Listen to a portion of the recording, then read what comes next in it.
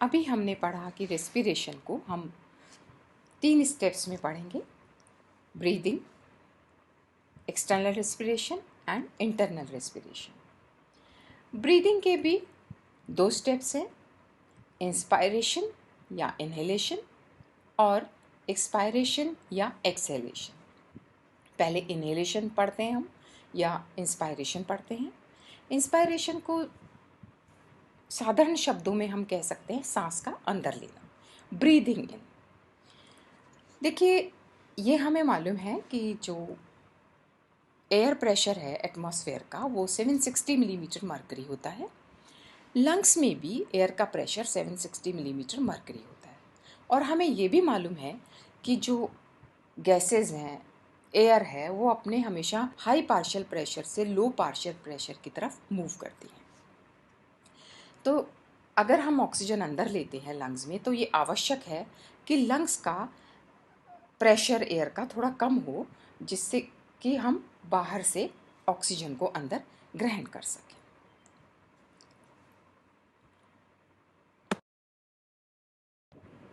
Exhalation या expiration या breathing out, सांस का बाहर निकालना। सिंपली इस समय जब हम सांस को बाहर निकालते हैं, इस समय हमारे जो मसल्स हैं, इंस्पायरेटरी मसल्स जो हैं, डायफ्राम और इंटरकॉस्टल मसल्स, वो रिलैक्स करती हैं और थोरेसिक कैविटी का वॉल्यूम अपना ओरिजिनल वॉल्यूम या कहिए पहले से कम हो जाता है, जिससे कि हम कार्बन डाइऑक्साइड को बाहर निकाल देते हैं। Mechanism of respiration.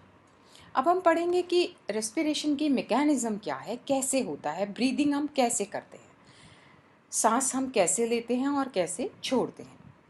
तो देखिए, ब्रीदिंग में 2 मसल्स मेनली काम आती हैं, एक तो डायफ्राम और दूसरा intercostal muscles.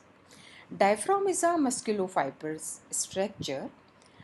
It is a dome-shaped structure which separates thoracic cavity and abdominal cavity.